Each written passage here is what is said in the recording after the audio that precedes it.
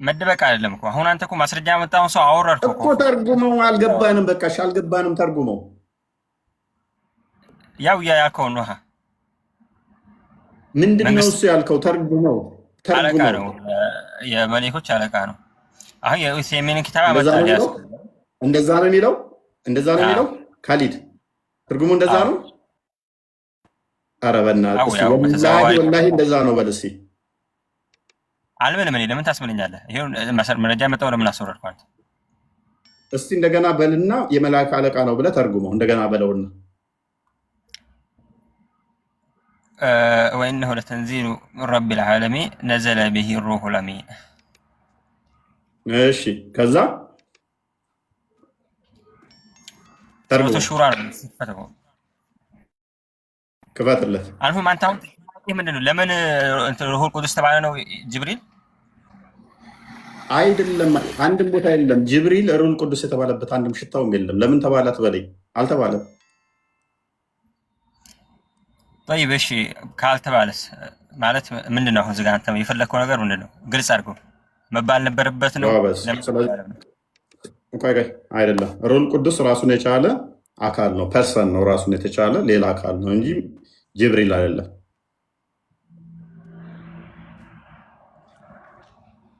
አሁን ግልጽ ሆናለህ።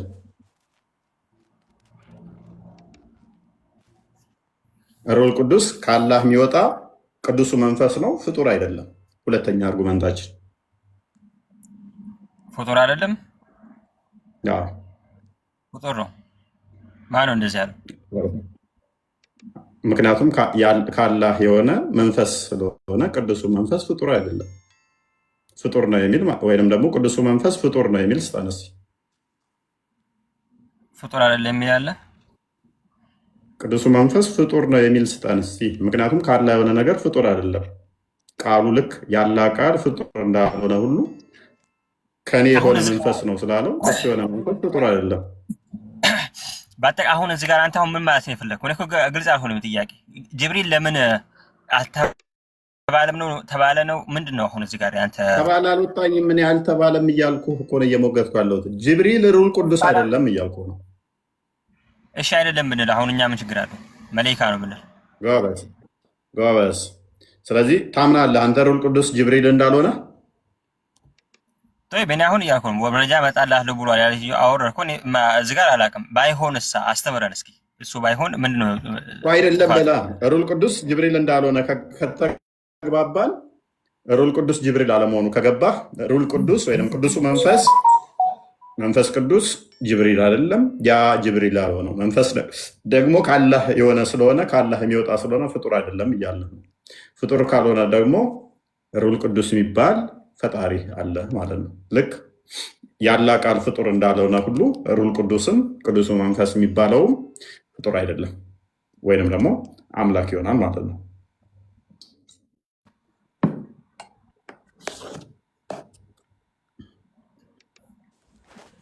ጥያቄዎቹ ሁላ እንደው እኔ አንድ ጋር ገብቶኛ ያቁሙልህ። አይ ቃል ማውራት የሆነ በዚህ ገብተህ በዛው አብራሩለት ቃልና ቢኒ የሆነ ቀጥ ያለ ጥያቄ አለ።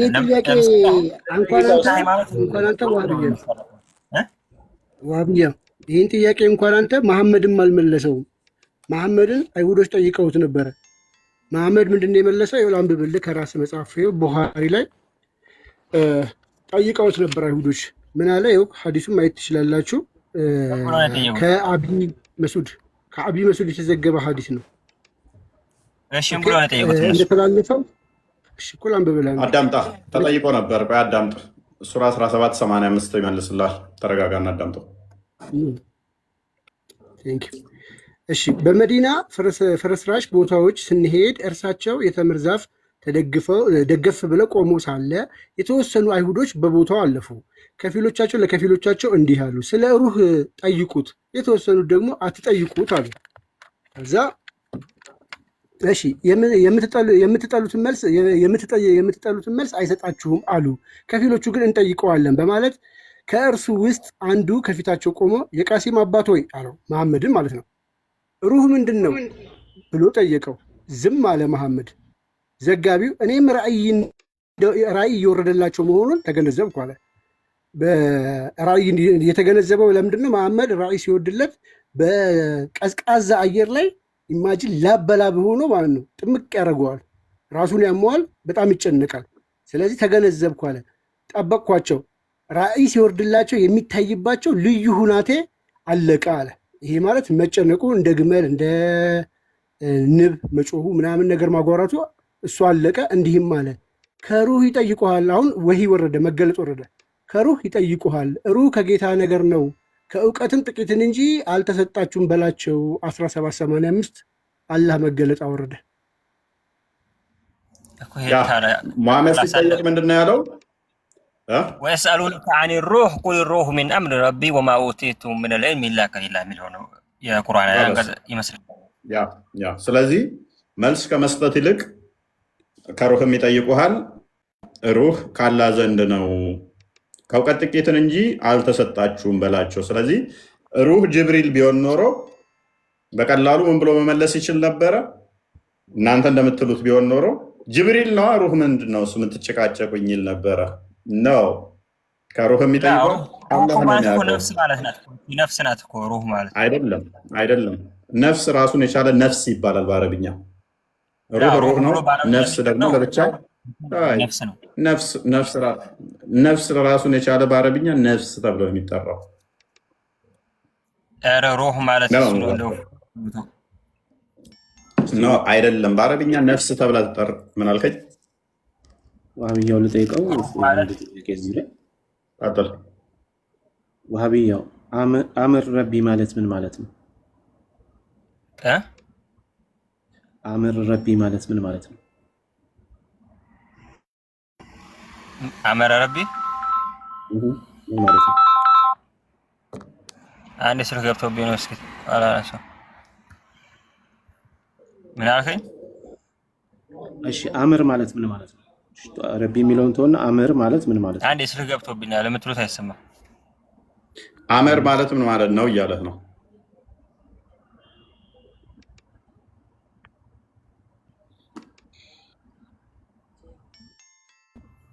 ሌሎቻቸው የመልሱ ውስጥ አመር ማለት ምን ማለት ነው?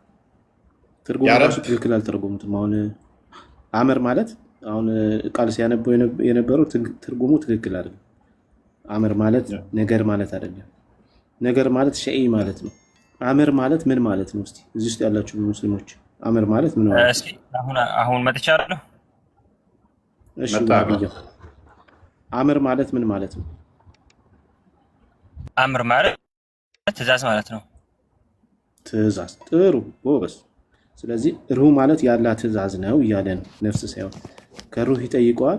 ሩህ የአላህ ትእዛዝ ነው እያለ ነገር አይደለም። ትእዛዙ የአላህ ትእዛዝ ፍጡር ነው። ዋህብያው የአላህ ትእዛዝማ ትእዛዝ ነው። ፍጡር ነው ወይ? የአላህ ትእዛዝ ፍጡር ነው? ለምሳሌ ፍጡር ለምሳሌ በቁርአን ላይ አታድርግ እንዲያርግ እንዲያታድርግ ብሎ ተናግሯል፣ አዟል በቁርአን ላይ አይደል? ስለዚህ የአላህ ትእዛዝ ፍጡር ነው። ከአላህ የሚወጣ የሱ ትእዛዝ ነው። ፍጡር ነው እሱ።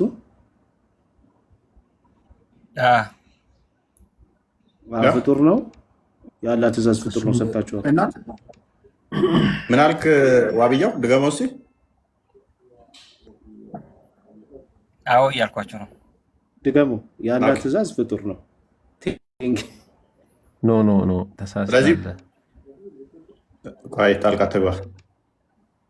ስለዚህ በቁርአን ውስጥ እንዳለ የተሰጡት ትእዛዞች የአላህ ንግግሮች ፍጡር ናቸው ማለት ነው። ቴንኪው። ቀጥል ቢኒ። ያ ይሄው ወንድምህ ከታች ያለው እሱ ምናልባት የተለየ ሀሳብ ካለው እሱ ይናገር። ዋህብያው መልሶልናል፣ ትክክል ተርጎሞልናል። ነገር ብለው የተረጎሙት ውሸት ነው። ነገር ሳይሆን ነገር ለማለት ሸይ ነው የሚባለው። አምር ማለት ትእዛዝ ማለት ወይ ደግሞ ጉዳይ ወይም አፌር ወይ ደግሞ ኮማንድ ተብሎ ነው የሚተረጎመው። እሺ ወንድማችን አንተ ያለ ትእዛዝ ፍጡር ነው ብለህ ትላለህ? ማፍጠሪያ ነው። ማፍጠሪያ ትእዛዙ ማፍጠሪያ ነው እንጂ ፍጡር አይደለም። ፍጡር አይደለም። ስለዚህ ከሩህ ይጠይቁሃል የሚለው ስለ ነፍስ አይደለም። ነፍስ ደግሞ የተፈጠረች ስለሆነች ማለት ነው። ስለዚህ ሩህ ያልተፈጠረ ያለ ትእዛዝ ነው ማለት ነው አይደል? አይደለም። ጥያቄው ራሱ ሲጀመር እነዛ የመካ ቁረይሾች ሲጠይቋቸው ሲጠይቋቸው ማለት ነው አይሁዳውያኖች ሲጠይቋቸው ስለ ሩህ ወይ ስለ እስትንፋስ ነው። ስለ ሩህ ማለት አይደለም ለነፍሲቷ ማለት ነው እያልኳቸው ነበር። ሩህ ማለት እስትንፋስ ነው። አይደለም። እዚህ ጋር ሩህ ማለት ሁለት ነገር ነው። አሁን ስለ ቀደሙ ራሱ ብንመለስበት ስለ ጅብሪል ነው የሚያወራው። ሱራ ነህል ሩህ ያላት ትእዛዝ ነች ወይ ወንድም? እንዴ ስም ሩህ ያላት ትእዛዝ ነው። ያንተ ነፍስ ያላት ትእዛዝ ነች ማለት ነው። ቁል ሩሁ ሚን አምሪ ረቢ ብለዋል። ገባኝ። ያንተ ያላት ትእዛዝ ከሱ የሆነ ያንተ ነፍስ ቆይ ስማ ወንድሜ አንዴ ያላት ትእዛዝ ያንተ ነፍስ ነው ወይ ነው እኮ ያላት ትእዛዝ መፍጠሪያ ስለሆነ ፍጡርን ያንተ ነፍስ ነው ወይ? ያላት ትእዛዝ ያንተ ነፍስ ነው ወይ ነው ጥያቄው። አዎ የኔ ነፍስ ብቻ ሳይሆን የሁሉም ፍጥረት ትእዛዙ የሁሉም ፍጥረት ነፍስ ነው አይደል? ያለህ ትእዛዝ አዎ ኩን ፈየኩን ብሏል። በእሁን ይሆናል። ስለዚህ ያንተ ነፍስ በእሁን ይሆናል። አሁን ቅድም ምን አልክ? ያላት ትእዛዝ ያልተፈጠረ ነው መፍጠሪያ ነው ብላል። ስለዚህ ያንተ ነፍስ ያላህ መፍጠሪያ በቴንክ ያላ ቆይ ስለዚህ ያንተ ነፍስ ፍጡር አይደለም ያላ መፍጠሪያ ነው ማለት ነው። ተፈጠረ አይደለም። ትእዛዙ ሁም በሚሆን ነፍስ አይደለም። ሁን አለ ሆነ። ኩን ፈየኩን ነው። አትቀላቅላ ነው አይደለም። አትቀላቅል። ቅድም ምን አልክ? ቆይ ስማ፣ ወይም ሀሳብን የምትቀይር ከሆነ ስማ። ቅድም ምን አልክ? ያላ አምር ወይም ያላ ትእዛዝ ፍጡር አይደለም መፍጠሪያው ነው አልክ። አሁንም ተግባባ። ቆይ ያ ማለት ደግሞ የኛ ነፍስ ነች ያልክ አይደለ? በሁሉም ነው። ሩህ ማለት የሁላችሁም ነፍስ ነች አይደለ? ስለዚህ አሁን ያላ ትእዛዝ ያንተ ነፍስ ከሆነች ያላ መፍጠሪያ ያልተፈጠረ ከሆነ ያንተ ነፍስ ያልተፈጠረች ነች። እንደዛ አይደለም። እንደዛ አትረዳ። ይኸውልህ ቃሉ ሁን እንዴት ነው የሚገባው? ልጅ ኩን ፈየኩን ማለት ሁን አለ ሆነ፣ ተፈጠረ ትእዛዙ ማለት። ስለዚህ ስለ ነፍስ አይደለም የሚናገረው። ስለዚህ መፍጠሪያው ከሆነ ስለማንኛውም ነገር ውስጥ ይገባል፣ ይካተታል። ስለ ነፍስ አያወራም። ቆይ ይኸውልህ ስለ ሰማይ ምድር ሁሉም ነገር አርጊመንት ሳይገባ አታውራ። ዝም ብለህ እሺ፣ አርጊመንት ይግባህና የሚነገረው ነገር ሳይገባ አታውራ። መጀመሪያ ያልተፈጠረ የተባለው ሩህ ነው። ከሩህ ይጠይቋል። ሩህ የአላህ ትእዛዝ ነው ተባለ። ስለዚህ ስለ ሩህ ነው የሚያወራው። ሩህ ያልተፈጠረ የአላህ መፍጠሪያው ነው ብለህ አንዴ ስማ። አርጊመንት ስማ አንዴ። አላህ የሚፈጥርበት ሌላ ነገር አለው ያልተፈጠረ ነው ብለህ እሺ፣ ተስማማን። እሱ ያ የሚያወራው ስለ ሩህ ነው። ስለኛ ሩህ ነው ብለህ ካልክ አንዴ ስማ። አርጊመንት ይግባ። ዝም ብለህ ብታወራ እኮ መደናቆር ነው የሚሆነው። ይግባ በቃ ከተረዳ አንዴ ስማ። ስለዚህ ያ ነፍስ ያንተ ከሆነ የአላህ ሩህ ወይም ሩህ ከሩህ ይጠይቋል የተባለው የእኛን ነፍስ የሁሉንም ሰው ነፍስ የሚወክል ከሆነ እሱ ደግሞ ያልተፈጠረ ነው ብለሃል ቅድም። ካልተፈጠረ ነፍስ አልተፈጠረ ነው እያልኩ ያለሁት። ቃሉ አይደለም። ሩህ ነፍስ ነው ማለት አይደለማ። አምር ማለት እኔ ያልኩ አምር ላይ ነው ትእዛዙ ነው እንጂ ሩህ እኮ ትእዛዙ አልተፈጠረ ነው አይደል? ትእዛዙ መፍጠሪያ ነው። ስለዚህ አሁን እያወራ ያለው ስለ ትእዛዙ ነው እንጂ በትእዛዙ ስለተፈጠረ ነገር አይደለም እያወራ ያለው። መሐመድንም የጠየቁት ስለ ሩህ ይጠይቃል። ቆይ ስለ ሩህ የተባለው እዚህ ጋር ቢኒ አንዴ ሰማኝ። ሰማው ከደል አንዴ ሰማኝ ፕሊዝ። እዚህ ጋር ሙሐመድ የተጠየቀው ስለ ሩህ ነው አይደል? እንዴት ነው? ምንድን ነው ሩህ? ምንድን ነው አለው? ከዛ አላህ ምን ብሎ መለሰለት? አንድ ፕሊዝ እየተግባባ እንድንሄድ ልጨርስ። ሩህ ማለት ምን ማለት ነው አሉ። ሩህ ማለት ምን ማለት ነው? እውነት ነው ጥያቄው ለሁላችንም ነው። ለምን እስትንፋሱ በእኛ ውስጥ ስላለ ማንም ሰው ያየ ሰው የለም። ስለ ሩህ ገብቶ ቃለ አይደለም፣ አልታየም፣ አይታወቅም። አታብራራው መጀመሪያ ገባ አይደል? ስለ ሩህ ይጠይቋል ተባለ። ቆይ ስማ፣ ስለ ሩህ ይጠየቁት አይደለ መሐመድን። ከዛ አላህ ምን ብሎ መለሰ? ወደ እሱ መለሰ። ሙሐመድ ምን አለ? ከሩህ ኧረ ስማ፣ ከሩህ ይጠይቀዋል አሉት። ከዛ በኋላ ስለ ሩህ ሲናገር አላህ መልሶ ከአላህ የሆነ ትእዛዝ ነው አለ ሩህ። ስለዚህ የሆነ ትእዛዝ ያልተፈጠረ ነው። ቴንክ ዩ። አሁን አንተ እየተናገርክ ያለው ስለተፈጠረው ስለአንተ ነፍስ ነው። መሐመድና ቁርአኑ አላህ የሚለው ደግሞ ስለ እሱ ትእዛዝ ስላልተፈጠረው ስለ እሱ ትእዛዝ ነው። ስለዚህ ስለ አንተ ነፍስ ሳይሆን እየተናገር ያለው ቁርአኑ እዚህ ጋር ሙሐመድ ያለው ደንቆሮ ጋር ታውራለህ። ደንቆሮች ናቸው። መደነን እውነት አይገባቸውም። በቃ ደንቆሮ ናቸው። እፎ ይቀጥል። ደንቆሮ በመድኃኒዓለም እንዴት ነው የሚገባው? አላህ ነው የገባው። አላህና መሐመድ ገብተው ነው። ይቅርታ አድርግለት። ካልተሳደቡ መልስ የመለሱ አይመስላቸውም። እንደዛ ነው። ቤኒ እኔ ጨርሻለሁ ወንድሜ። እኔ በቃ ምንም ትራክ አልተግባባንም። አይደለም አልተግባባንም።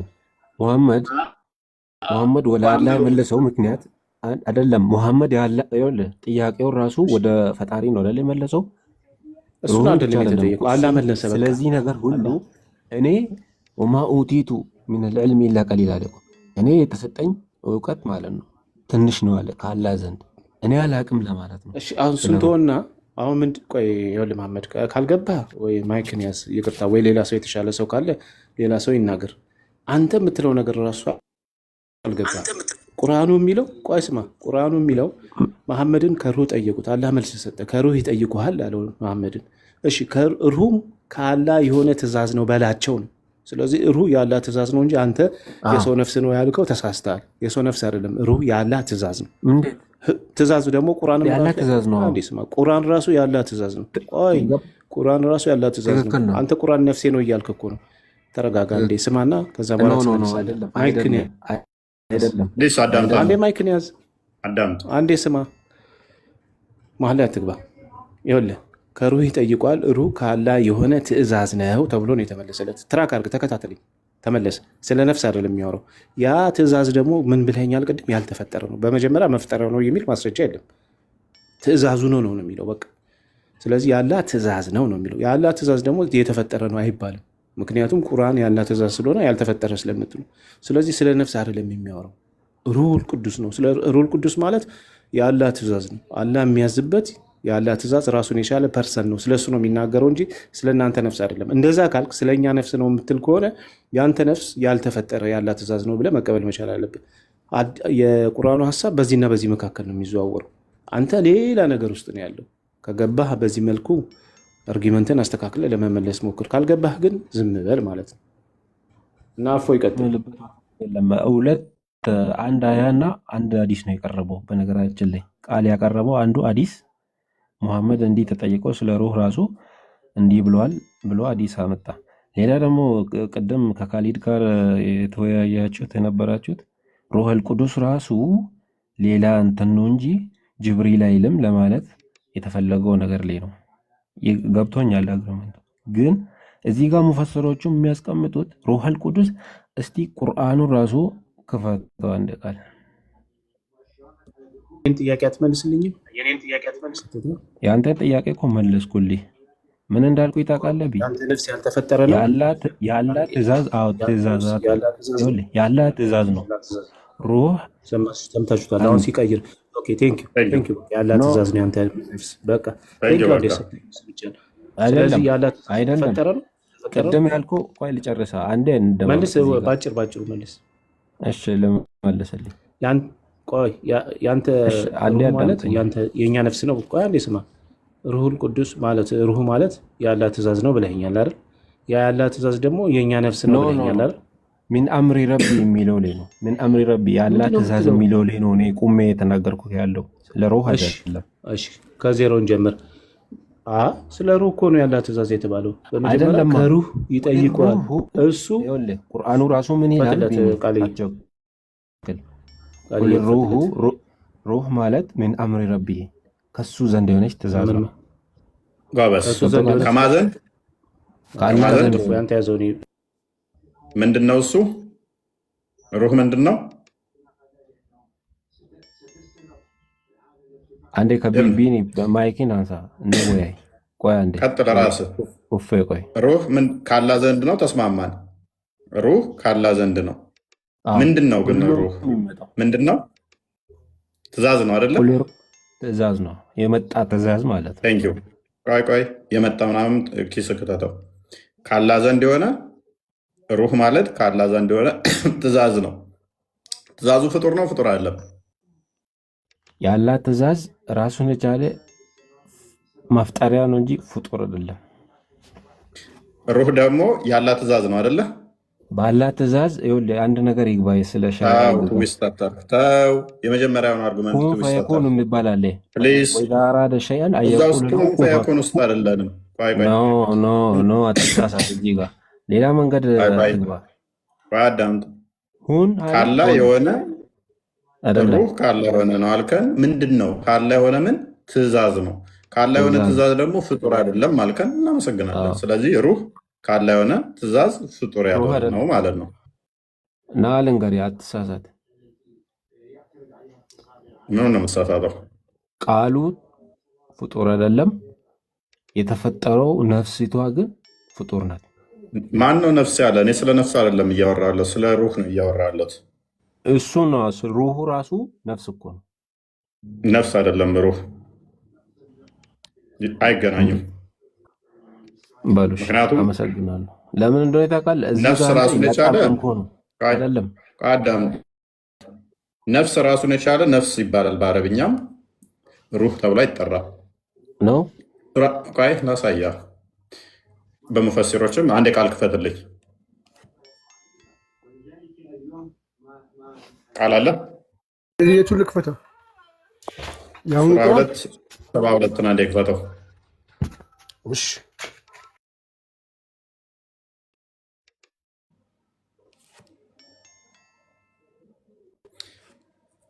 አንተ ብልያ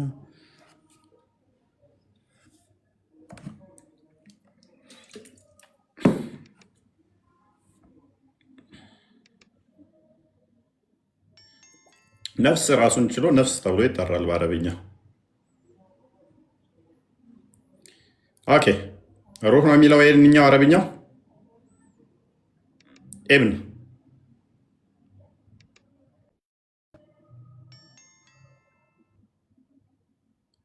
ችግር የለውም። እንዳልከው እንስማማ። ሩህና እንትን ዲፈረንት አለች። ችግር የለውም። ሩሁ ነፍስ ነው የሚለው አይደለ? ችግር የለውም። ስለዚህ ነፍስ በአረብኛው ነፍስ ይላል። አረብኛው ወደ እንትኑ እንመለሳለን እንድንሄድ ነው። ስለዚህ በአረብኛ ነፍስ ራሱን የቻለ ነው። ሩህ ራሱን የቻለ ነው። እንትናን ኢብን ከሲርና እንደ ክፈትልኝ ተፍሲሩን ሱራ 17 ተፍሲሩን 85 ራሱ የተለያየም እንደሆነ ለማስተባበል የሚሞክሩም የተለያየ እንደሆነም ላሳየ።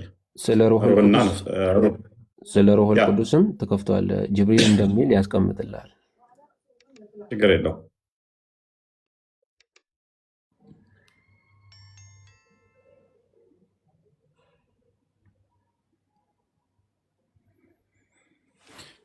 ስለዚህ ነፍስ በቁርአን ውስጥ ራሷን ችላ ነፍስ ነው እንጂ የምትባለው ሩህ አትባለው። ራሱን የቻለ ሩሁል ቅዱስ የተለየ ነው። ነፍስ ሌላ ነው። ሩሁል ቅዱስ ሌላ ነው። ጅብሪል ሌላ ነው። ምንም የሚገናኝ ነገር የለም። እስቲ ተፍሲሩን አንተ አውጣው። ስለ ሩሁል ቅዱስ የሚል ሱረቱ ናህል 102 ላይ ተፍሲሩን ክፈትልኝ። ማን ነው ተፍሲር? ቁርአኑ ሄደዋል። እብኑ ከሲራ ቁርአኑ ሄደዋል። ሱራ 17 85 ያ 17 85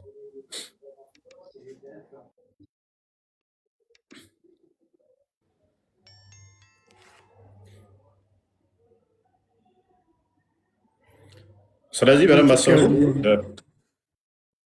በደንብ እንትን በሉ።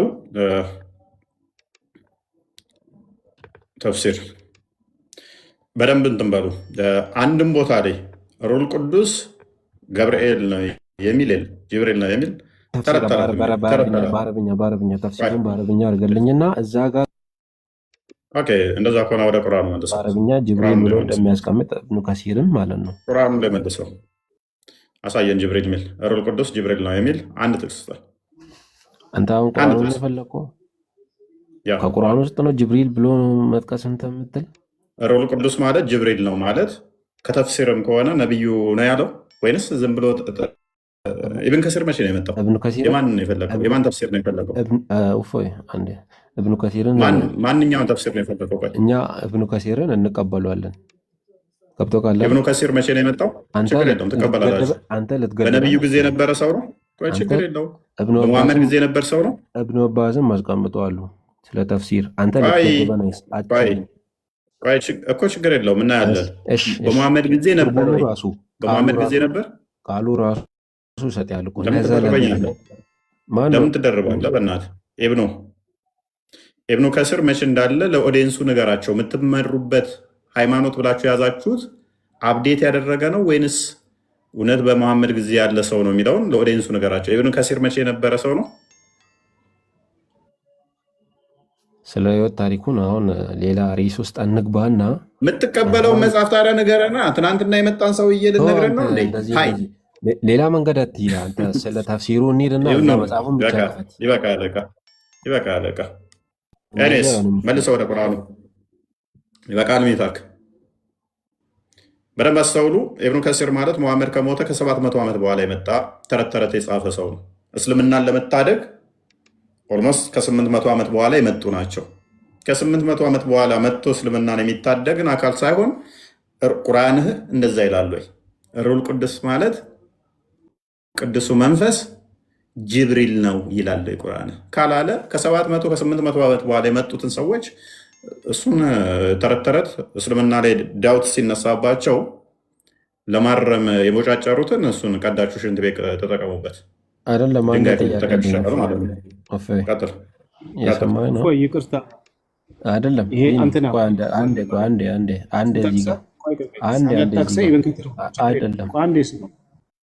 ኢብን ከቲር ብላል። ሰነድ ጠቅሰህ ኢብን ከቲር ኬት እንዳመጣው ትነግረናለህ። ከራሱ ነው ያመጣው ወይስ ከመሐመድ ሰልቱ?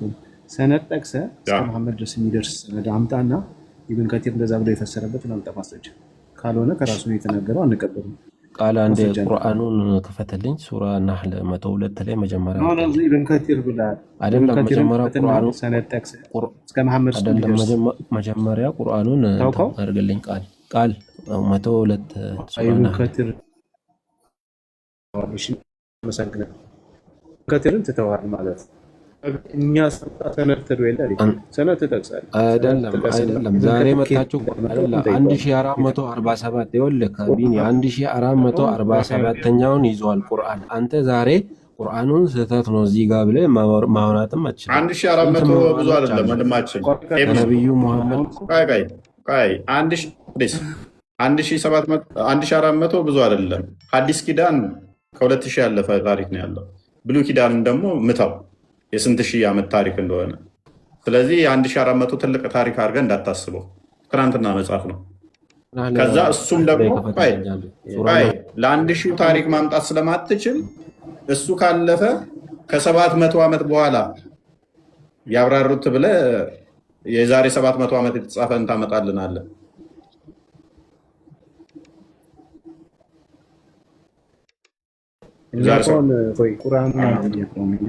በቃ አጭር ቃል አይደለም። እፎይ ድምፅ ትክክል አለም። ቢኒ ያስተካክል። ቁርአኑን አልጠይቅ። ድምፅ ትክክል አለም። ቢኒ ያስተካክል። ሚንጫጫ ነገር አለ ስር። እፎይ አሁንስ የሆነሽ ነገር አለው። እሺ ከፋር ድምፅ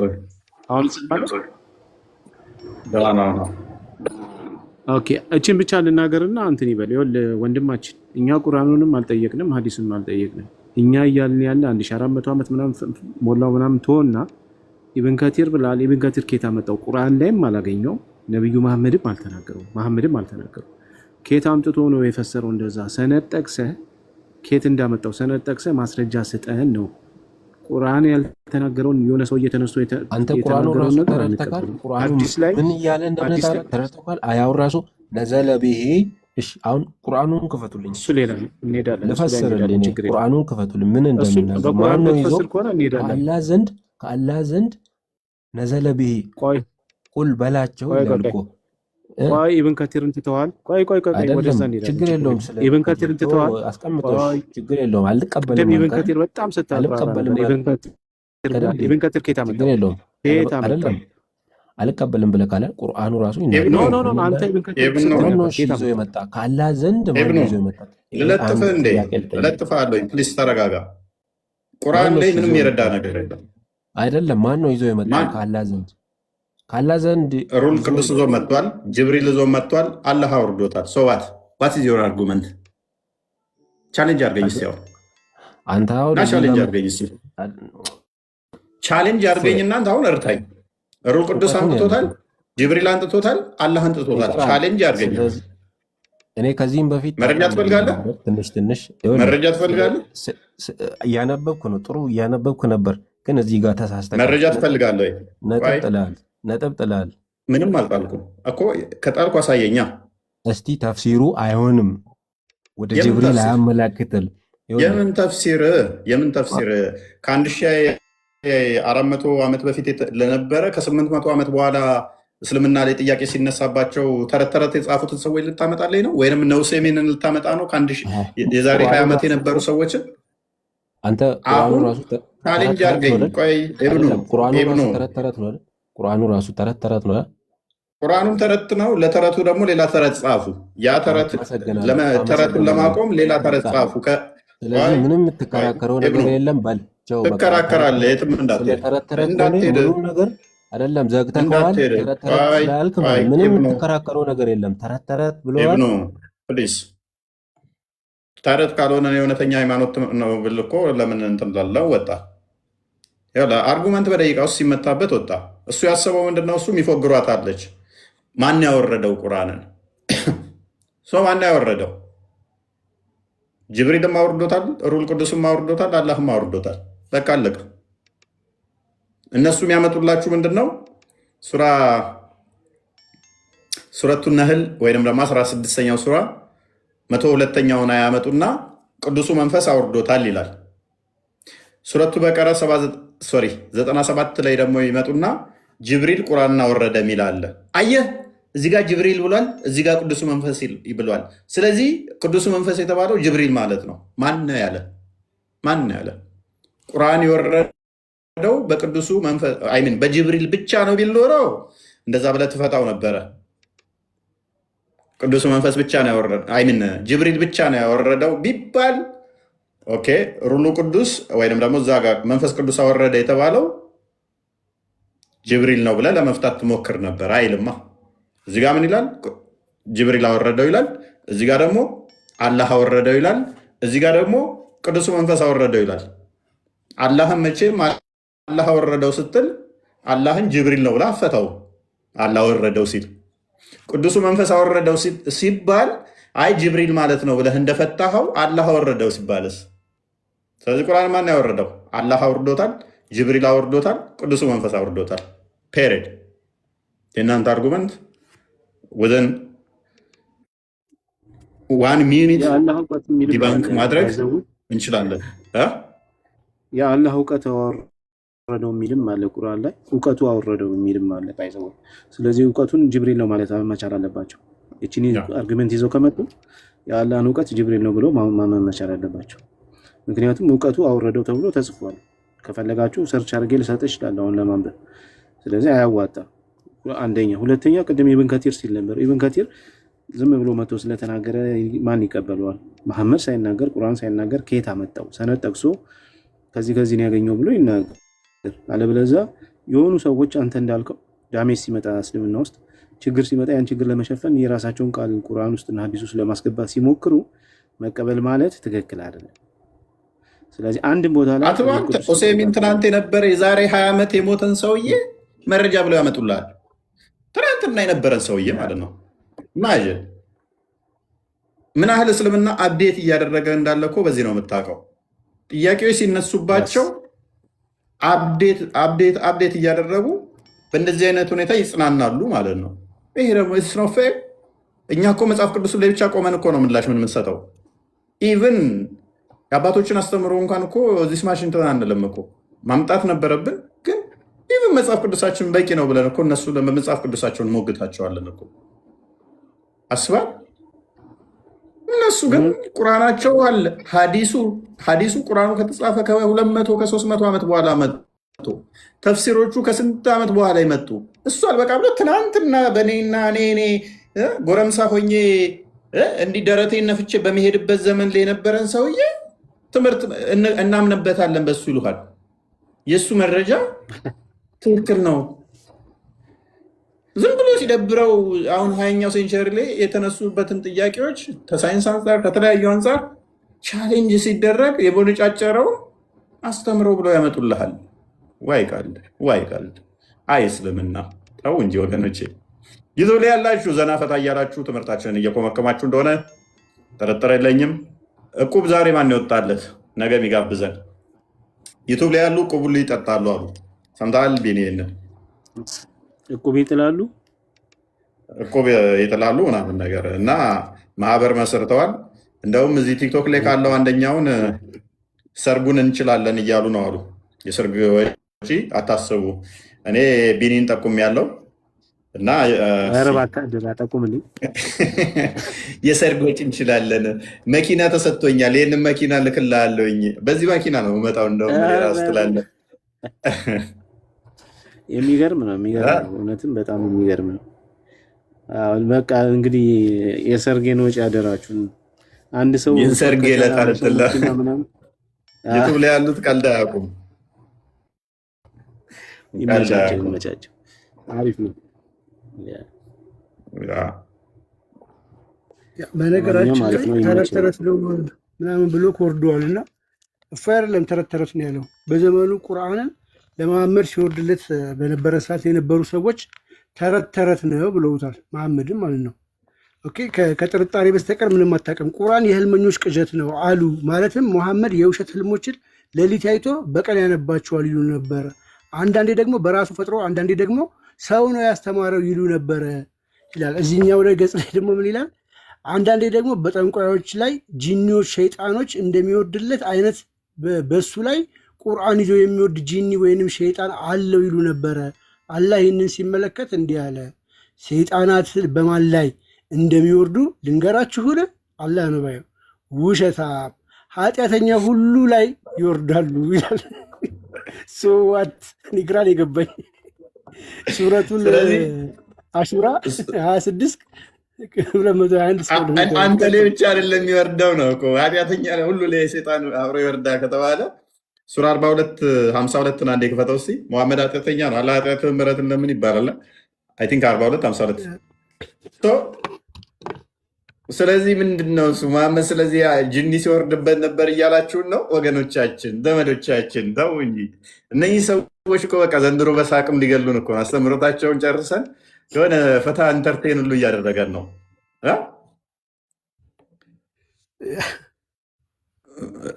ስለዚህ ምንድን ነው እሱ? ምንም ነው የከፈትከው?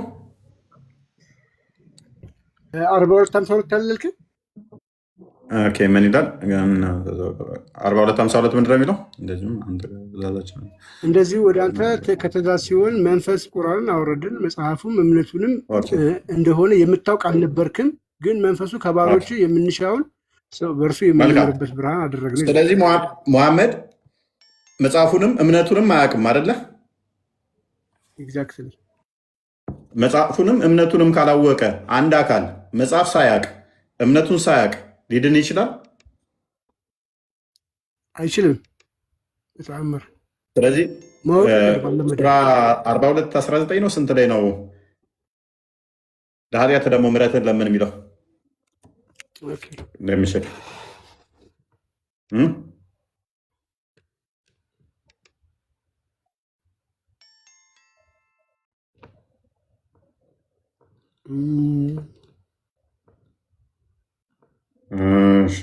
ረሳሁት ጥቅሱን። ቁጥር 19 ላይ ስንተኛው 19 ነው ለሚሸክ ቢኔ ታስታውሰዋለህ? እንትን የሚለው ነው ለኃጢአት ምሕረትን ለምን ምናምን ያ ለኃጢአት ምሕረትን ለምን። ስለዚህ መጽሐፉንም አያውቅም እምነቱንም አያውቅም።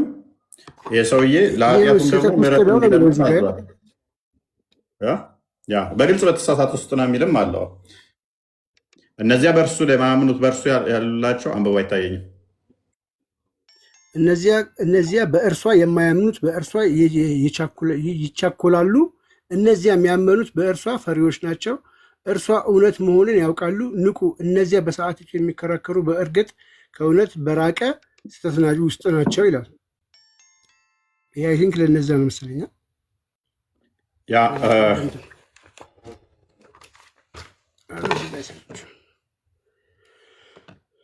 ስለዚህ ኤኒዌይስ ሙሐመድ ምህረት እንዲለምን ታዟል። አይ ቲንክ ቁጥር ምዕራፉን ረስቼዋለሁ። ፕላስ ደግሞ መጽሐፉንም እምነቱንም የማያውቀው ነው። ሰው እንደዛ ከሆነ ጂኒ ይወርድለታል መባሉ ለሱም ነው ማለት ነው። ለሱም የሚሆን ነው። ለሱም የሚሰራ ነው ማለት ነው። ቦስ ምን ልታዘዝ? ፎያችን እንኳን ደህና መጣ። እንኳን ደህና ቆየኝ። አስገብታኝ ነው። እኔ ክርስቲያንን ታብታብ ሳደርግ ሪኩዌስት ልኬብህ ነው መሰለኝ፣ ግን ስላስገባኝ በጣም ደስ ብሎኛል። እኔ ደግሞ ምን ልታዘዝ ብዬ እኮ ብድግ ብያለሁ፣ እየሰማው ነበር በጣም። የዛሬ ደግሞ ቶፒክ የሚገርም ነበር። ይቅርታ ስለገባው አንተን የላክልኝ። ቅድም ታብታብ ሳደርግ በመሀል ገባ ብዬ ነው ሪኩዌስት ልኬልህ ነው። በጣም ምርጥ ነው። እግዚአብሔር ያበርታ ወንድሜ፣ በርታ። የዛሬ ደግሞ በጣም አሪፍ ነበረ። ብዙ ነገር ነው የፈታልን። በጣም የሚገርም ነበር። አሳይተናል። በርታ አለን። በጣም ብዙ ነገር ለውጣል ወንድሜ። ምንም ነገር እንዳይቸግረ አለው። እኔም የዘጋጅ እየጠበቅኩ ነው። ከአንተ ጋር ነኝ ሁሌ ብራዘር፣ ምንም እንዳያሳስብ። በደንብ ተማር። በዙሪያ ያሉትን አንተም ለማስተማር ሞክር። አረ በደንብ እየተማርኩ ነው። ብዙ ነገር እየተማርኩ ነው ወንድሜ። አራዳ ልጅ በጣም ተመችተኛል አለው። ምንም ነገር አለን። እሺ የከተማ ልጅ ነኝ። መሀል ላይ ቁጭ ብሎ ያለው አንተን ነው የምንጠብቀው። ሁሉ ነገር ምንም ነገር እንዳያስጨንቅሽ ሁሌ ከጎን። አረ እየተማርን ነው። በጣም የሚገርም ነገር ነው። እኔ ብዙ ለውጥ አይቻለሁ በራሴ ላይ። እንደውም ስላስገባኝ በጣም ደስ ብሎኛል እዚህ ጋር ከጎን ስለሆንኩኝ እና አለው ልልህ ነው። ምንም ነገር እንትን እንዳይልህ የሆነ ነገር ምናምን ነገር እንዳይሰማ። በጣም እየተማርን ነው፣ እያወቅን ነው። ብዙ ነገር ያሳለፍነውም ነገር ስላለ እኛም ውስጥ ለውስጥ እናውቀዋለን። በርታ በጣም ከጎን። እሺ ሁላችን የሆነ ብቻ ሚስኮል አድርግ እንዳያሳስብ። በቃ እንገባበዛለን። አረ ምንም ብራዘር፣ በቃ እኔ ጥግረዝ ነው ያለ ነው። በቃ አሁን ዝም ብለን ያው ታውቃለህ፣ ክርስቲያን ኦርቶዶክስ ማለት ብዙ ነገር የቻልንን እኛ ጸጥ ብለን ማዳመጥ ነው ስራችን። ነገሮች እንደሚያለፍን ሰዎችም በቃ ዝም ብለህ መታዘብ ነው። ታየዋለህ፣ ዋቴውንም ትሰማዋለህ፣ ሁሉ ነገር ታየዋለህ። በቃ በዛሬ ደግሞ ይለያል። ከላይ ወደታች ወደ ኦርቶዶክስ ያድግን አያምርብንም። የአራዳ ልጆች ጸጥ እንዳላየ ታልፋለህ። ብዙ ነገር ስላለብህ ምን ያህል ፍቅር እንደሆነ። አዎ የበያ እኛ ምንም ነገር አናስቸግርም። ይሁን እኛ አላፊና ጠፊ ወደ ላይ ስለምንሄድ እናውቀዋለን። ሜጃችንን ስለምናውቀው መዳረሻችንን ስለምናውቀው ሰላም አለን። ሰዎችን እሱ ነው። ግን የተለየ ነገር አለን። እፎያችን እናቴ ተሙት የተለየ ነገር አለን። ይሄ ኦርቶዶክስ በመሆን ብቻ የሚሰጥ ነገር አለ። የሆነ እሱን ነገር ነው የነጠቋቸው። ውስጡ የሆነ ነገር አለ። ማሰብ ትችላለህ። እኔ አሁን ማለት ነው ብዙ ነገር አሳልፍ ያለው የሚገርም ብዙዎቹ ጓደኞች ያሉኝ፣ ግን ያቺ ነገር አለች ልቤ ላይ የሆነ ነገር አለች። አንዳንዴ የማታወራው ነገር ጸጋ አለ። ኦርቶዶክስ በመሆን ብቻ ትልቅ ጸጋ አለ። የማስተዋል ችሎታ በጣም ማይንዳችን መጽሐፍ ቅዱስ እኮ ይላል እናንተ ቅዱስ መንፈስ ተቀብታችኋል፣ ሁሉን ታውቃላችሁ፣ እውነት ከሐሰት ትለያላችሁ ይላል ዮሐንስ በአንደኛ መልእክቱ ላይ። ኦኬ የቅድሙን ጥቅስ ስንተኛው ምዕራፍ ነው? 47 42 ነው ያልኩህ። 19 ደርሼበት ነበር እኮ ታውቃለህ። ኤኔስ ቁጥር 19 አልጠፋችብኝም። ቁጥር መያዝ አልችልም። አንተ ግን ጎበዝ ነበርክ በጣም እኮ አስስብ ነበረ። አሁን እየደከምኩ መጣሁኝ ቢዚ በመሆን ጭንቅላቴ ሌላ እንትኗል። ኦኬ እነሆ ከአላህ ሌላ አምላክ አለመኖሩን እወቅ፣ ስለ ስህተትህም ለምዕመናንም ምህረትን ለምን፣ አላህም መዘዋወሪያችሁን መርጊያችሁንም ያውቃል ይላል። ስለ ስህተት የተሳሳተ ነው ጂኒ የሚወርድለት ከተባለ ሙሐመድ ተሳስቷል ማለት ነው። ስህተት ነበረበት። ስለ ስህተት ምህረትን ለምን ስለተባለ ማለት ነው። በተመሳሳይ እኮ ቡሃሪ ላይ ነው 194 ላይ እነኛ እንትን ሲሉ ገነት እንትን ማለት ከአንዱ ነቢይ ወደ አንዱ ነቢይ ሲሄዱ ኢሳ ወደ መሐመድ የላከበት መንገድ ምንድን ነው? ያለፈውም ኃጢአትህ የሚመጣውን ስለተማረልህ ነው ያለው። ያለፈው ዊች ሚንስ ፓስት የሆነው የሰራኸው ኃጢአትህ ማለት ነው። እሱ ተምሮልሃል። የሚመጣውም ደግሞ ይማርላል። ኔክስት የምትሰራው ነው። ኢሳ ለምሳሌ ምንም ኃጢአት እንደሌለበት ግልጽ ነው እዛ ላይ ማለት ነው። መዲና አረብኛ ስም ሰላም ነው። እንዴት ናችሁ? መስገን ነው። እንዴት ነሽ?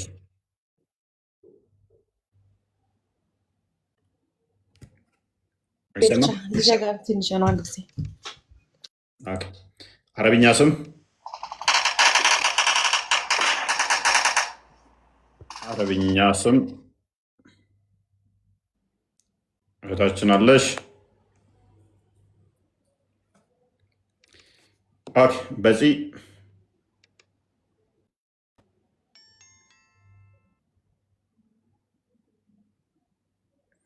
በዚህ 19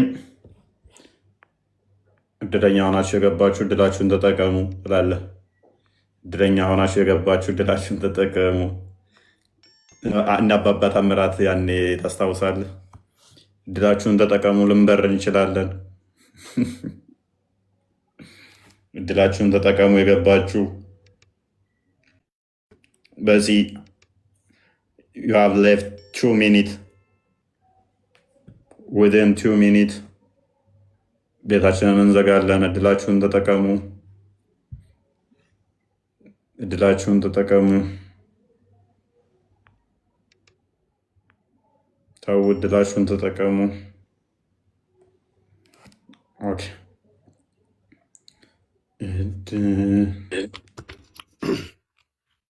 ፓራፍሬዝ እናድርጎ የተወሰነ ቶፒኩን ጅብሪልና እንትናን እንግዲህ ሩህን አንድ ሊያደርጉ ይሞክራሉ። አንድ አይደሉም፣ የተለያዩ ናቸው።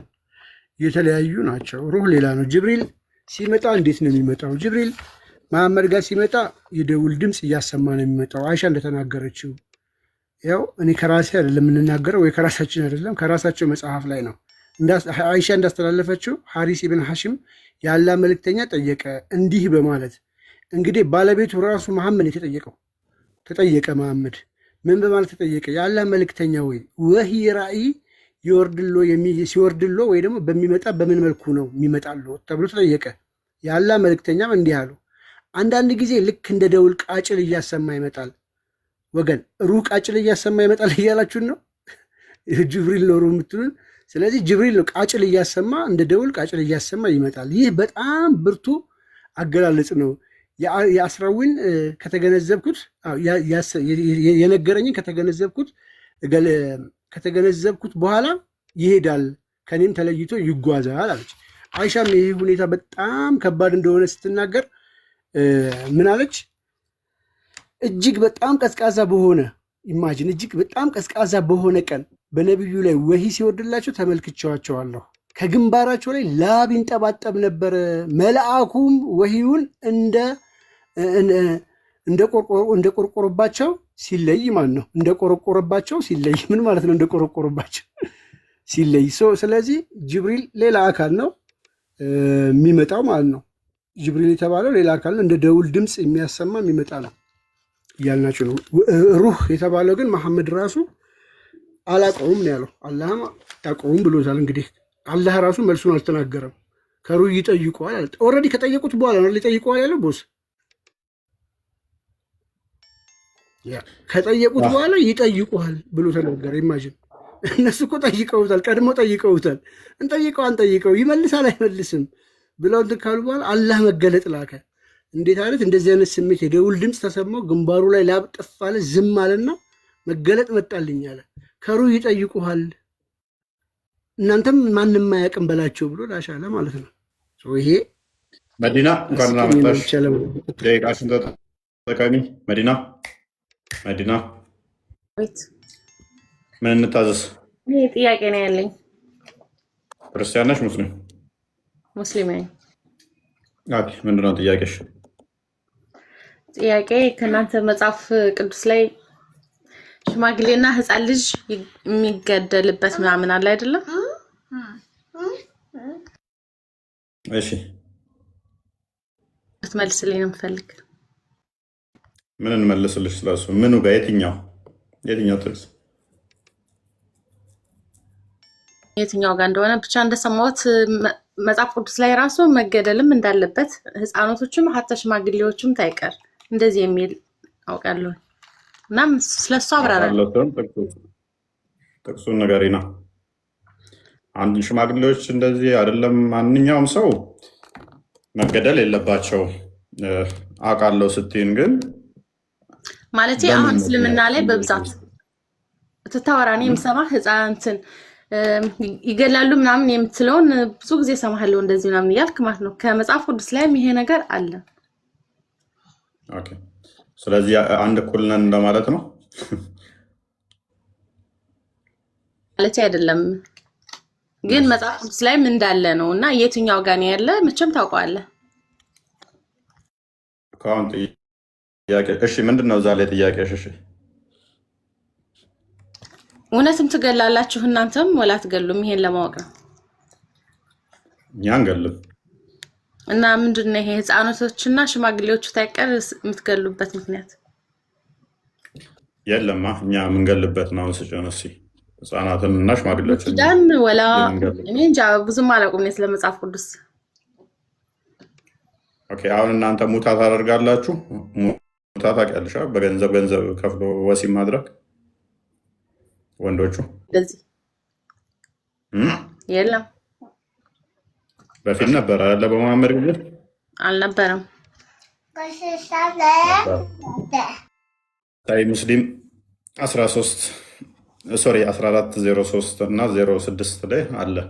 ኤኒዌይስ መዲና ምን መሰለሽ፣ በትእዛዝ ደረጃ እንደ አዲስ ኪዳን ሰዎችን እንድንገል አልታዘዝንም። እንድንገደል ግን ታዘናል። ማለትም ሰዎች ሊገሉን ቢመጡ እንኳን እነሱ መግደል እንደሌለብን ታዘናል። እኛ የአዲስ ኪዳን ልጆች ነን። የአዲሱ ኪዳን ልጆች እንደመሆናችን ትንቢተ ኤርምያስ ምዕራፍ 30 ቁጥር 30 አንቺ ጠፋብኝ፣ 33 ወይም 30 አካባቢ አዲስ ኪዳን እንደሚሰጥ አዲስ ቃል ኪዳን እግዚአብሔር እንደሚገባ ተናግሮ ነበረ። ክርስቶስ መጥቶ ያንን አዲስ ኪዳን በደሙ እነኛ ደም በማፍሰስ ነበረ የብሉይ ኪዳኖቹ።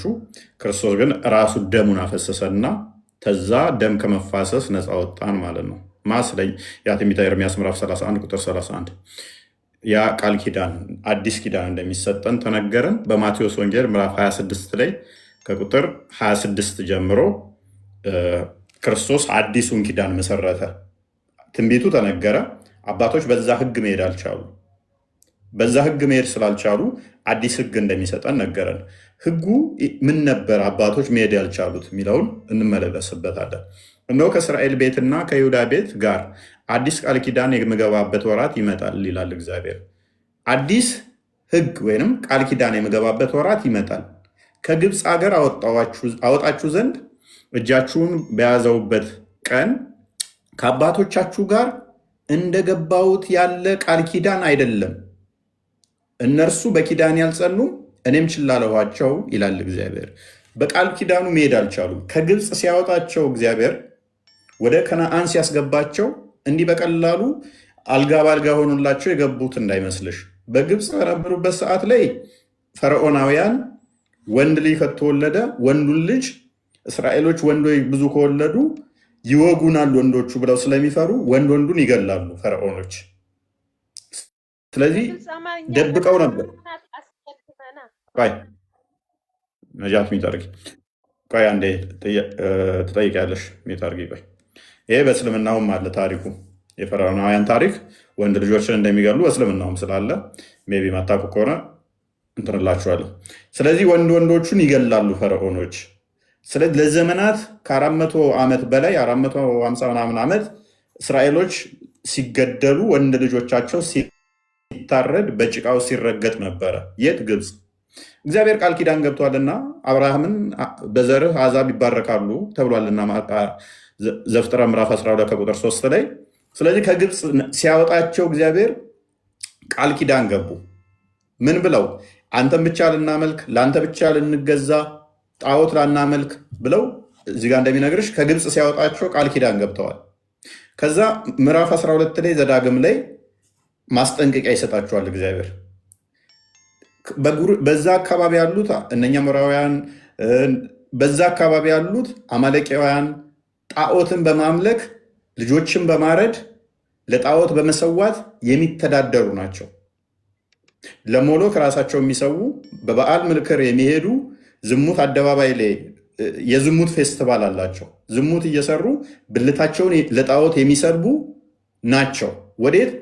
አሁን ወደ ከነአን እየገቡ ነው። እነኛ ግብፃውያን ጣዖት አምላኪ ቢሆኑም ምንድነው የሚያደርጉት? ወንድ ልጅ ነው የሚገሉት እስራኤሎችን። እነኚዎቹ ደግሞ ከፊት የጠበቋቸው ከግብፅ ሲወጡ እስራኤሎች እዚህ ጋር ደግሞ የጠበቋቸው ልጆችን ለጣዖት የሚያርዱ ናቸው። እስራኤላውያን አሁን መሀል ላይ ናቸው ያሉት። እዚህ ጋር ልጆችን ለጣዖት የሚሰዉ ብልታቸውን የሚሰዉ ልጆቻቸውን ለጣዖት የሚያርዱ አማሌቃውያን አሉ።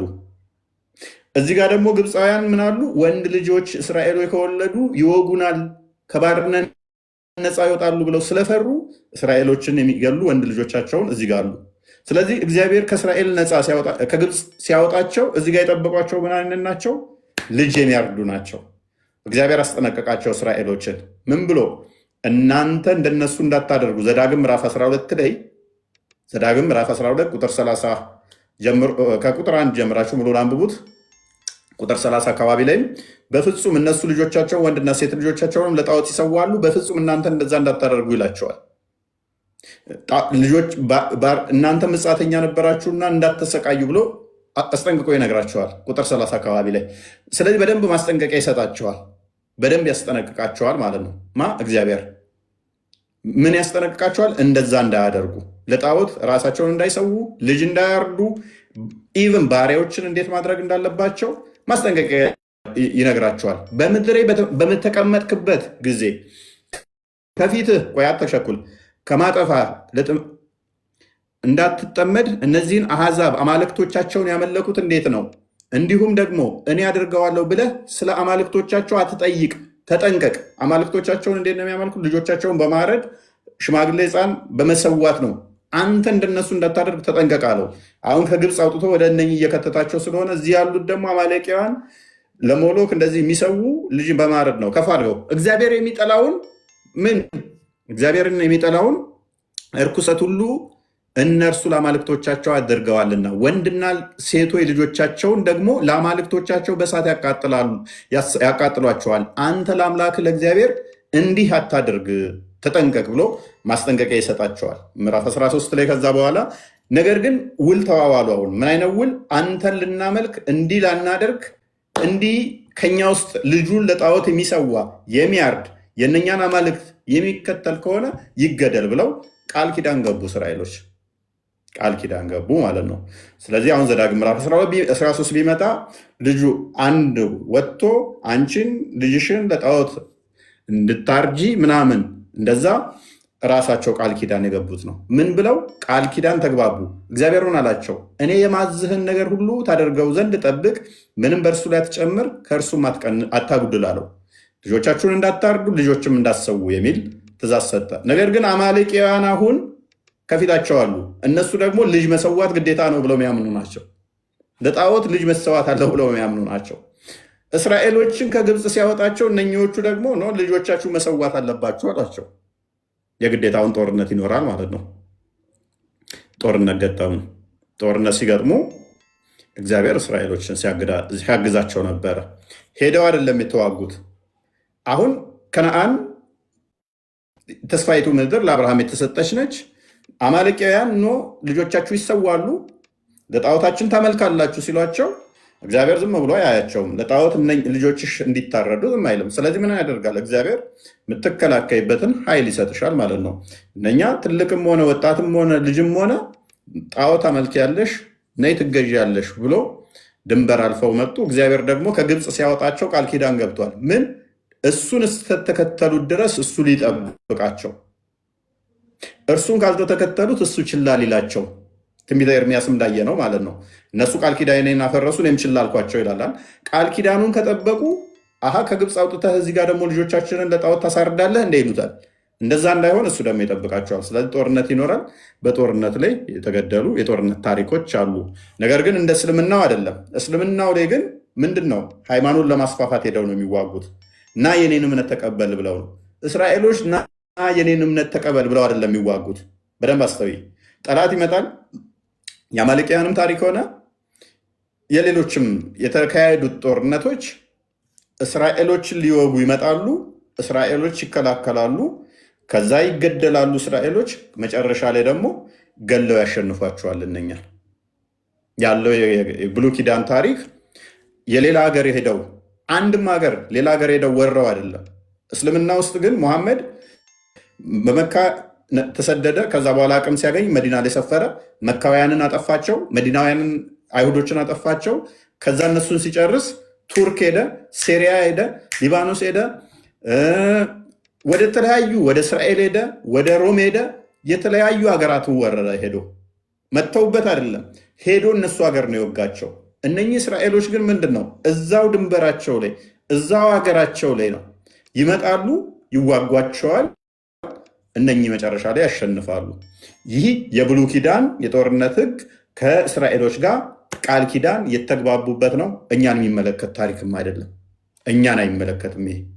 ምክንያቱም ቃል ኪዳን የገቡት እነሱ ናቸው። እነሱ ቃል ኪዳኑን ሲገቡ ነው ያብራቸው። ቃል ኪዳኑን አልገባውም። ቃል ኪዳኑ የነሱ ስለሆነ ማለት ነው። በአዲስ ኪዳን የለም ይሄ። ጥያቄ አለሽ እዚህ ላይ? ሙሉ ኪዳን አታምኑበትም? አምንበታለሁ። ታሪኩ እንደተፈጸመ ክስተቶቹን አምናለሁ። ለምሳሌ ይሄ የአማሌቃውያን ታሪክ እኔ የተረኩልሽ ለምሳሌ ሱረቱ መኢዳ ላይ 25ኛው አያ ላይ አለልሽ። ሙሉ ነው ያልኩት የተናገርኩት አሁን ቁርአንሽ ላይ እና በተፍሲሮችሽ ተቀምጧል። ሙሴ ከግብፅ ሲያወጣቸው አለ ቁርአን ላይ ስለ ህፃን ልጅ ምናምን ያልከው አለ፣ ግን ሽማግሌዎቹ ይገደሉ የሚል ቁርአን ላይ የለም። ታሪኩ ሙሉ እንዱን ያስቀመጠው ቁርአኑ ላይ አማሌቃውያንን ታሪክ ዝም ብሎ ነው ያስቀመጠው። ዝም ብሎ ያስቀመጠው ህፃን ሽማግሌ ብሎ ነገር አላስቀመጠው። ስለዚህ ዋናው ፖይንት ምንድነው? እሱ ህፃን ሽማግሌ፣ ዋናው ህፃን የሚለውም የእድሜ ጉዳይ አይደለም። መጽሐፍ ቅዱሱ የእድሜ ብቻ ሳይሆን በኃጢአት ህፃን የሆኑ ወይንም ደግሞ ገና ጀማሪ የሆኑትንም ነው ወደዛ ሊከቱሽ የመጡ ማለት ነው።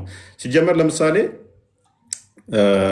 ዘውልቅ ምዕራፍ 32 ይመስለኛል የበለዓምን ታሪክ ካያችሁት እዛ ላይ ህፃናቶችን ይላቸዋል አይደለ? ነገር ግን ህፃን አይደሉም እኮ እነሱ የመጡት እስራኤሎችን በዝሙት ሊጥሉ የመጡ ሴቶች ናቸው። ሴቶቹ በዝሙት ሊጥሉ ተማክረው ዝሙት አሰርተው እስራኤሎችን በዝሙት ለመጣል የመጡ ህፃን ሲባል ጥንጦ የሚጠባ ምናምን ማለት አይደለም። ኢቨን እዛ ላይ ደግሞ እነሱን ለራሳቸው ወንድ ማያውቁትን ግን ለራሳቸው አድኗቸው ይላል። ፕሮቴክት አድርጓቸው ሰላም ስለሆኑ እነሱ እነኚህ ግን በዝሙት የረከሱ ስለሆኑ ምን አደባባይ ላይ ዝሙት በመስራትና ብልታቸውን በመሰዋት ዘዳግም ምዕራፍ 3 ከዛ ጋር በተያያዘ የሚመጣ ነው። ብልታቸውን ለጣዖት የሚሰዉት ማለት ነው። አንደኛ ነገሥት ምዕራፍ 18 ላይ አንደኛ ነገሥት ምዕራፍ 18 ኤግዛክት ቁጥሩን ረሳሁት። ምዕራፉ ሙሉ የሚያትተው የበዓል ነቢያቶችን ነው። ሰዎቹ ምን አይነት ናቸው ካላችሁ ሰውነታቸውን እያደሙ ብልታቸውን እየቆረጡ እያነከሱ ነበር ለጣዖታቸው የሚያሸበሽቡት። አንደኛ ነገሥት ምዕራፍ 18 ካያችሁ ታሪኩን ማለት ነው። 100 ምናምን ነቢያትን በአንድ የሚገሉ ናቸው። ኤልያስ እንዴት እንዳመለጠ ከዛ በኋላ ከነሱ ጋር እንዴት እንትን እንዳለ ታሪኩ እዛ ላይ ተቀምጧል። ስለዚህ ሰዎቹ የሚያደርጉት በእንደዚህ ጨፍጫፊ ገዳይ ናቸው። ስለዚህ ትውልድን ደግሞ እግዚአብሔር ፕሮቴክት ያደርጋል። ፕሮቴክት ሲያደርግ የግዴታ እነኚህ መግደል አለብን ሰው ማረድ አለብን ብለው ካመኑ እስራኤሎችን ደግሞ እግዚአብሔርን ያመልካሉ። ኃይል ቅዋ ሰጥቷቸዋል፣ ይሰጣቸዋል ማለት ነው፣ ይጠብቃቸዋል። ልክ እስራኤሎች ደግሞ ዞር ሲሉ እነሱን ሲከተሉ በኃጢአት ሲወድቁ እግዚአብሔር ችላ ይላቸዋል። ልክ ችላ ሲላቸው አፈር ድሜ ይበላሉ። የአሦር ንጉሥ ታሪክ አስተውሉ። አሦር ታሪክ ልክ እግዚአብሔር ችላ ሲላቸው መጥቶ ከየት ሀገር መጥቶ ቀጠቀጣቸው። እስራኤሎችን መጥተው ሱባኤ ይገባሉ፣ ይቅርታ ይጠይቃሉ፣ እግዚአብሔርን ያለቅሳሉ። ያኔ ደግሞ ኃይል ይሰጣቸዋል። የመጣውን ጠላታቸውን ይመክታሉ። ሄደው የዛ ሀገር ወርደውት አይደለም፣ መጥቶ ወቅቷቸው ነው። ታሪኩ እንደዛ ነው። እስራኤሎች የትኛውንም ሀገር ሌላ ሀገር እየሄዱ የወረሩበት ታሪክ የለም ማለት ነው። እግዚአብሔር እንደዛ ድንበር ሁሉ ሰጥቷቸዋል። ሜይ ቢ ጥቅሱን ከፈለግሽ አውጣልሻለሁ። ከዚህ ድንበር ወጥተህ እንዳትዋጋ ሁሉ ተብለው ታዘዋል። ስለዚህ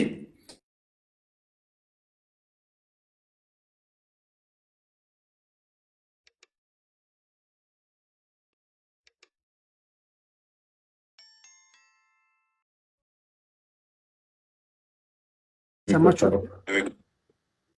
ተቋርጬ ነበር። ተቋርጠ ነበር ቦስ። አሁንስ? አሁን መጥተዋል። ሰማለው መዲና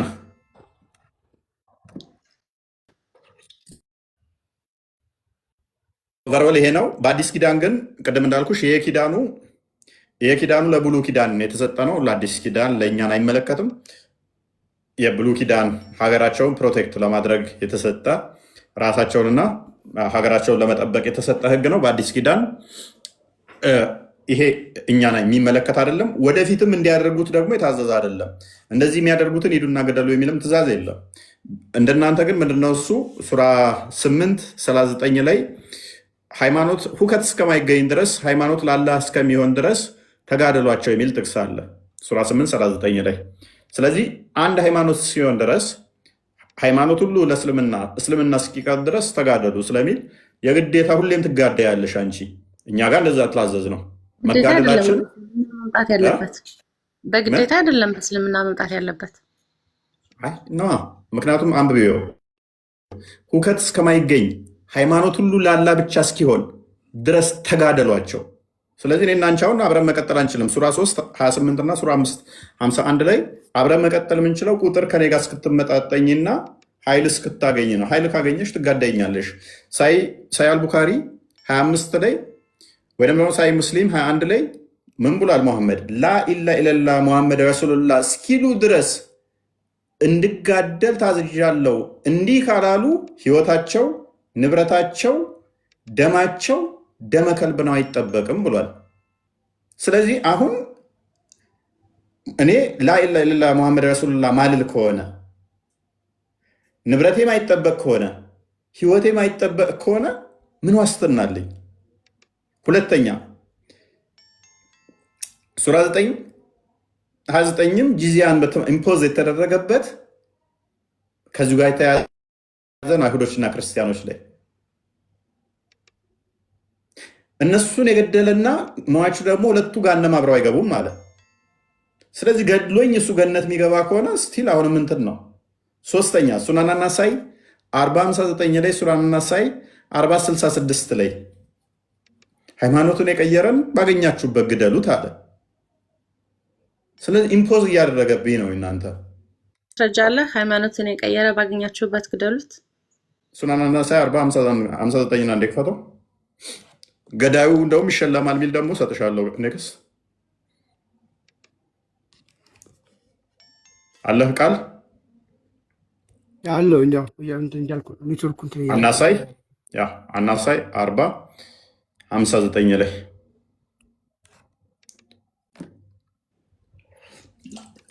እኛ እንደ አዲስ ኪዳን እነኚህ አይመለከቱንም። ተጋድሏችን ሴፍ የምንመዘው የእግዚአብሔርን ቃል ነው። ዮሐንስ ራእይ ምዕራፍ 1:17 ላይ ከአፉ ከሁለት በኩል እንደተሳለ ሴፍ ወጣ ይላል። የእግዚአብሔር ቃል ሴፍ ተብሏል። ጅማትን ከአንገት የሚበጥስ የሚለይ፣ ኃጢአትን ከጽድቅ የሚበትን የሚለይ የእግዚአብሔር ሴፋችን ነው። የእግዚአብሔር ሴፉ ደግሞ ምንድን ነው? ቃሉ ነው። ቃሉ የእግዚአብሔር ሴፍ ተብሎ ይጠራል። እሱ እውነት ከሐሰት የሚቆርጥ የሚበጥስ ነው። ይሄ መጋደያው መዋጊያውን እሱን እዘን ምንዞራል። እሱን እንድናነሳ እንድንጋደልበት አልታዘዝንም።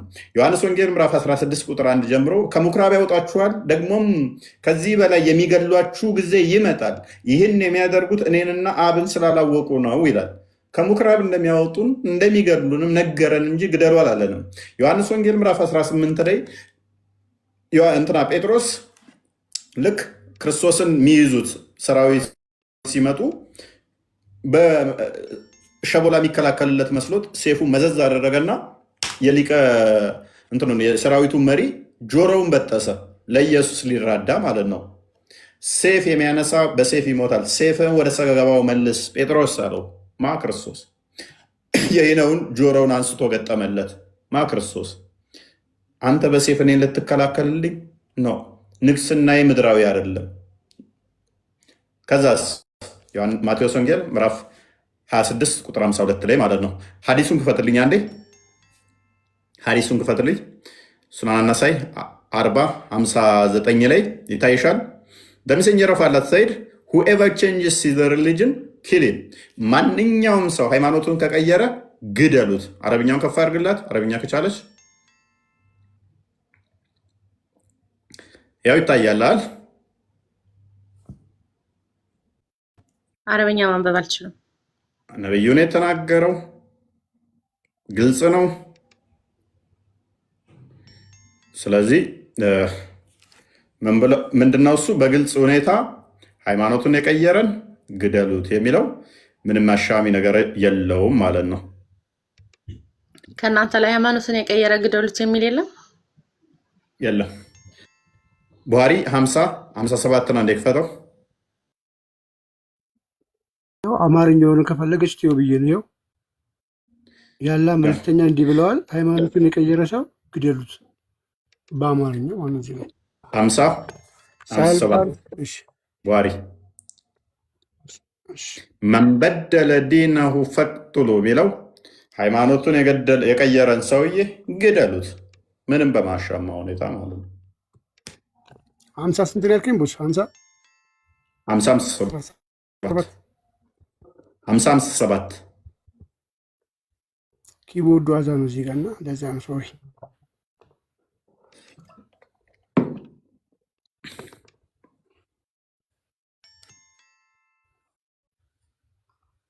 ኦኬ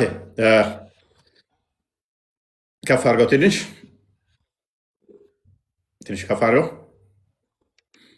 ኦኬ እናንተ ሙሉን አንብቡት። ምን ይላል? ሰው wherever you find them kill them እና ማለት ባገኛችሁባቸው ቦታ ምን በሏቸው? ግደሏቸው። for there will be a reward for their unaliver on the day of resurrection ለገዳዩ በትንሣኤ ቀን ሽልማት አለው። እሱ ወደ አማርኛ ቀየሩ። ስለዚህ ሽልማት ካለው እኔም በመግደሉ ምንም ሪግሬት የሚያደርግበት ነገር የለውም ማለት ነው ላለመግደል። ስለዚህ የትም ቦታ ብታገኟቸው ግደሏቸው፣ ምክንያቱም ገዳያቸው በትንሣኤ ቀን ዋጋ ይኖረዋልና ይሸለማል። መዲና ምትይዋለሽ ነው? ኔክስት ልለፍ። እሺ እናንተ ሶስት አምላክ የምታመልኩት የመጨረሻ ጥያቄ እሱ ነው። ሶስት አምላክ አናመልክም፣ ይቅርታ አድርጊልን። እና ታዲያ ሶስት አምላክ አናመልክም፣ አንድ አምላክ ነው የምናመልከው። እስማ እስራኤል ያህዌ ኤሎሄኑ ኢኻድ የሚለው እስማ እስራኤል አምላካችን እርሱ አንድ ነው። አምላካችን አንድ ነው። ዘዳግም ምዕራፍ 6 ቁጥር 4 አካባቢ።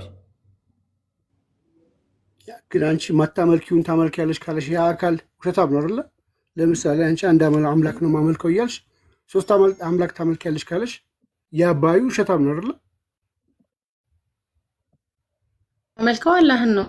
ከአላህ ውጭ ማንንም አላመልክ። ሌላ ሰው የሆነ ሰው ደግሞ መጥቶ አይ ሶስት አምላክ ነው የምታመልክ ቢልሽ ያ ሰውዬ ውሸታም ነው አይደለ?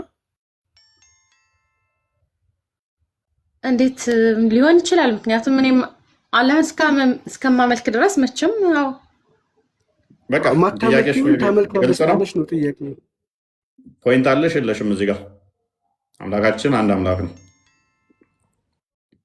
አንድ ስልሽ ግን እንደዚህ ቁጥር አንድ ደግሞ እንዳታስቢ። አምላካችን አምሳያ የለውም፣ በምንም ሊመሰል ስለማይችል አንድ ስትባይ አንቺ እንደምትቆጠሪው አንድ እያሰብሽ ከሆነ እንደዛ እናመልክም እኛ። እንደዛ አምላካችን የሚቆጠር አይደለም። ስለዚህ አንድ ስንልሽም የማይቆጠር አንድ በሰውኛ ማይለካው ማይታወቀውን አንድ ሌላ የለም እያልንሽ እንጂ የሰውኛውን ቁጥር እያሰብሽ እንዳይሆን።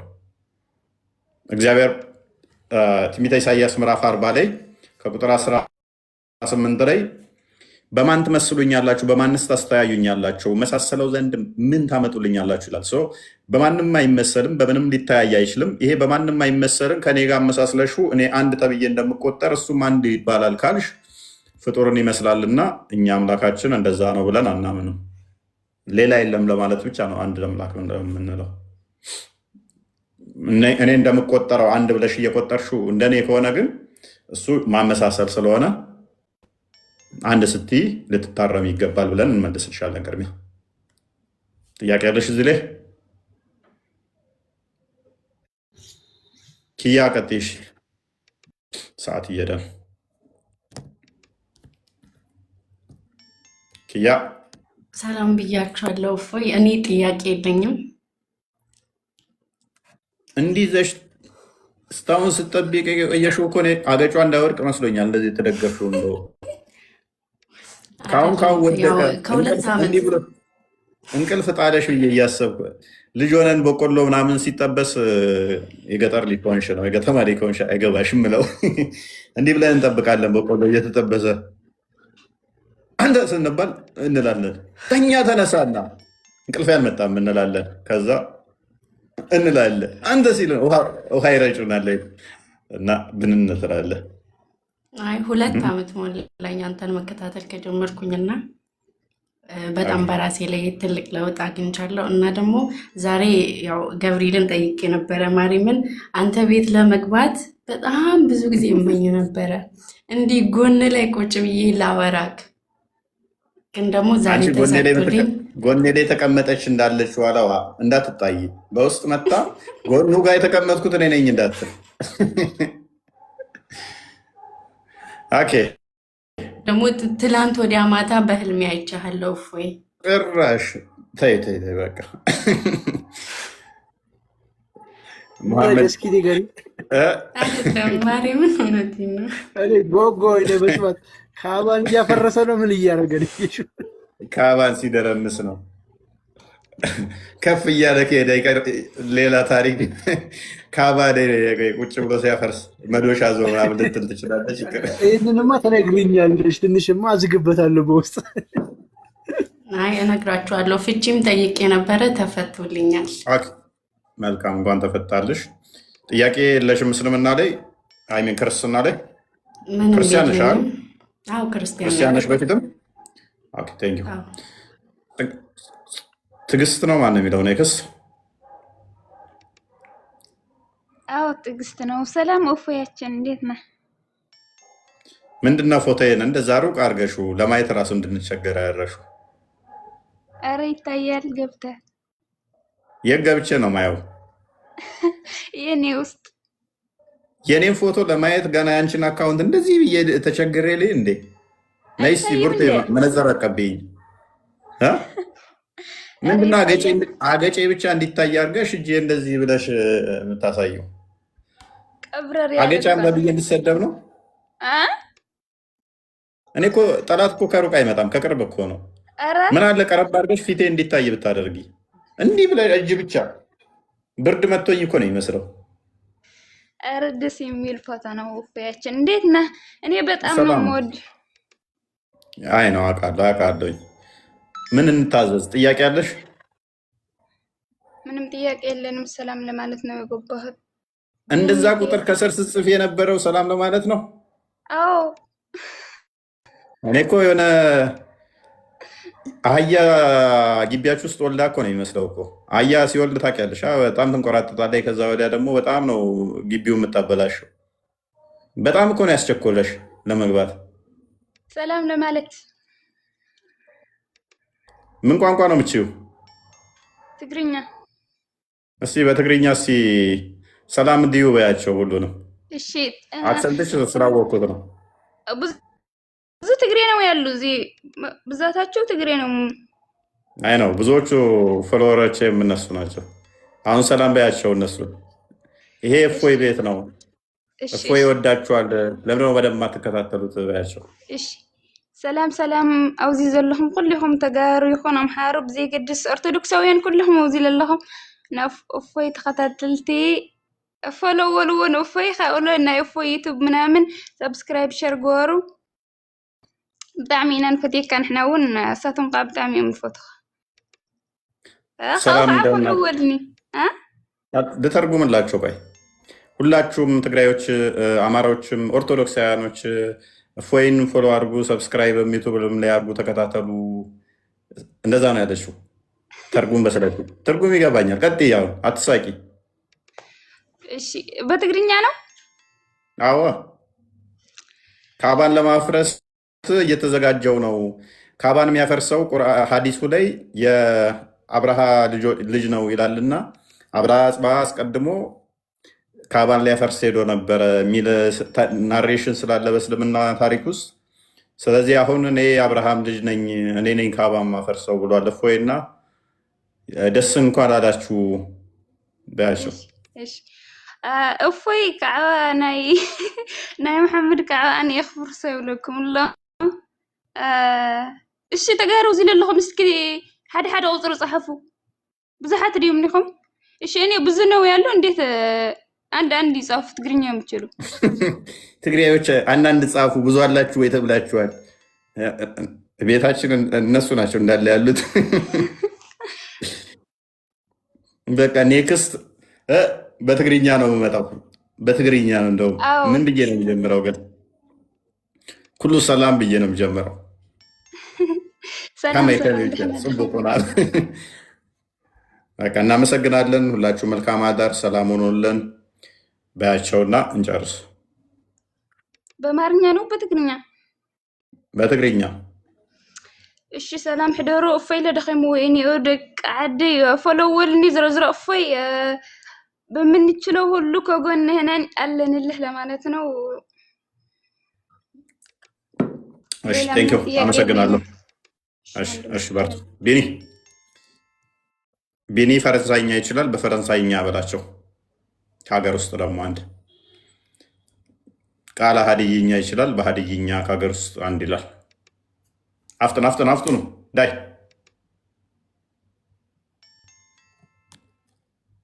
ኧረ ቀጥሉ። አካባቢ ወልተኒ ነጋ ኬሰኒ ነጋቲ ቡላ ሀዲይኛ ነው ያልኩህ፣ በኦሮምኛ አላልኩህም። ያው እኮ ኖችን ትንሽ ጠመም ብታረጋት በጠረባ ስትመታት ወደዛ ትሄዳለች። ኧረ ያጣም እናንተ በሀዲይኛ ነው ያልኩህ እኔ እና ነጋቲ ቡላ ቦሮላ ገራ ደሓን ከደሮ ብለናል ትላለህ። ቢኒ ያለ አይደለ ምንም የማያርፈው ማናየበት ዝም ሰው ጥሩ ነው። ማናየበት ቢኒ ተደብቋል። ጸሎት እያደረገ ነው። ጌታዊ አውጣኝ፣ ከዚህ ፈተና አውጣኝ፣ ስሜን ደግሞ እንዳይጠራ አንደበቱን ያዘልኝ እባክህ እንዳታዋርደኝ እያለ ቢኒ ጸሎት እያደረገ ነው ተንበርክኮ። እኔስ ደህና ደሩ። ነገ እንገናኝ። ነገ ሰው ይበለን። ሁላችሁንም እናመሰግናለን። ታብታብ ያደረጋችሁ ኮፒ ሊንክ ያደረጋችሁ ሁላችሁንም እፎይ ደህና ደሩ። በቃ አንድ ልበላቸው። እኔ አንድ ልበላቸው። አንድ በያቸው። እሺ ሁላችሁም እፎይ ሲገባ የእፎይ አካውንት ገብታችሁ ኮፒ ሊንክ ሞቶ አድርጉ። ዩቲዩብም ሰብስክራይብ ሼር እያደረጋችሁ ሜምበር ሆኖ ለማለት ነው። በቃ ይመቻችሁ። ታንክ ዩ። እቺማ ለማስታወቂያ እንፈልጋታለን። እንደውም ኔክስት እሺ መቶ ነው ደግሞ መቶ ሜምበሩ ነው። ፎሎ ምንድነው? ታታ ኮፒ ሊንክ አድርጉ። እኔ እኮ ይጠፋብኛል። እኔስ ጥሩ ተማምራችኋል። ዛሬ ገብቷችኋል ብዬ አስባለሁኝ። ሁላችሁም ለዛሬ ይህን የመሰለ ትምህርት ተማምረናል። ጥሩ እንደተማማራችሁ ተስፋ አደርጋለሁ። እንግዲህ በእስልምና ሩል ቅዱስ የሚባል በቁርአን ውስጥ ቢኖርም ሩል ቅዱስ ማን እንደሆነ እንደማይታወቅ አሳይቻችኋለሁ። ስለዚህ ተምራችኋል፣ ጥሩ አሳይተናችኋል ብዬ ተስፋ አደርጋለሁኝ። ዋናው ነገር እናንተ ከገባችሁ እሱን ነው የምንፈልገው። የገባችሁ ነገር ይመስለኝ።